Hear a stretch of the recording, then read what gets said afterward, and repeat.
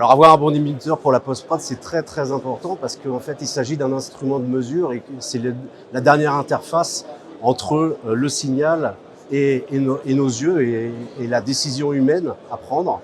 Du coup, en fait, il doit être très fidèle au signal pour pouvoir avoir un rendu de la meilleure qualité possible.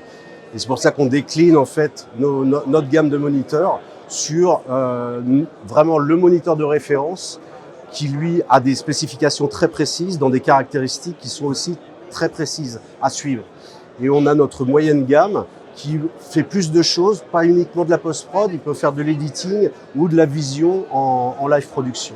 Parfait. Est-ce que vous voulez nous présenter plus précisément un des moniteurs? Donc pour rentrer un peu plus dans le détail, par exemple le BVMHX est vraiment notre moniteur de référence d'étalonnage qui aujourd'hui est dans le monde connu pour être l'étalon utilisé pour comparer les moniteurs les uns aux autres.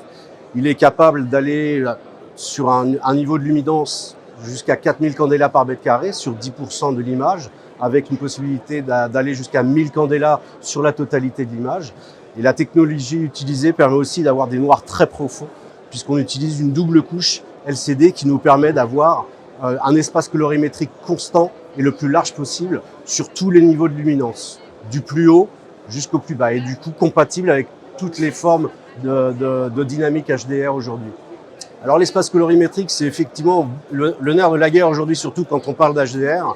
L'avantage qu'on a chez Sony, c'est qu'en fait, sur toute notre gamme, de l'entrée de gamme jusqu'au moniteur de référence, on est sur un espace colorimétrique qui est entre le P3 et le Rec 2020, autour de 82-83% du Rec 2020. Il faut juste savoir qu'aujourd'hui, le Rec 2020 est sur la technologie des moniteurs, quelle que soit la technologie utilisée, il n'est pas atteignable. Il peut éventuellement être atteignable en projection laser et encore avec des limitations assez particulières. Mais c'est ce qu'on peut atteindre aujourd'hui, c'est entre 82 et 85% du Rec 2020. En fait, il s'agit de définir dans l'espace colorimétrique visible un triangle qui est en fait pointé par les trois couleurs primaires rouge, vert, bleu, dans lequel va s'inscrire toutes les couleurs qui vont être affichables à l'écran. Donc plus ce triangle défini par ces trois primaires est large, plus on va s'approcher du spectre visible par l'humain.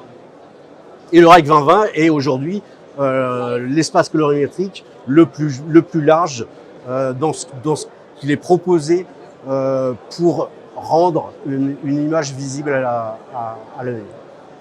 Pour conclure, juste dire que Sony, on est dans les écrans depuis des décennies, on a une expérience très importante et du coup au Japon ils définissent vraiment, ils développent les meilleures technologies par rapport aux caractéristiques les plus importantes qui définissent l'utilisation de chaque moniteur dans chaque domaine.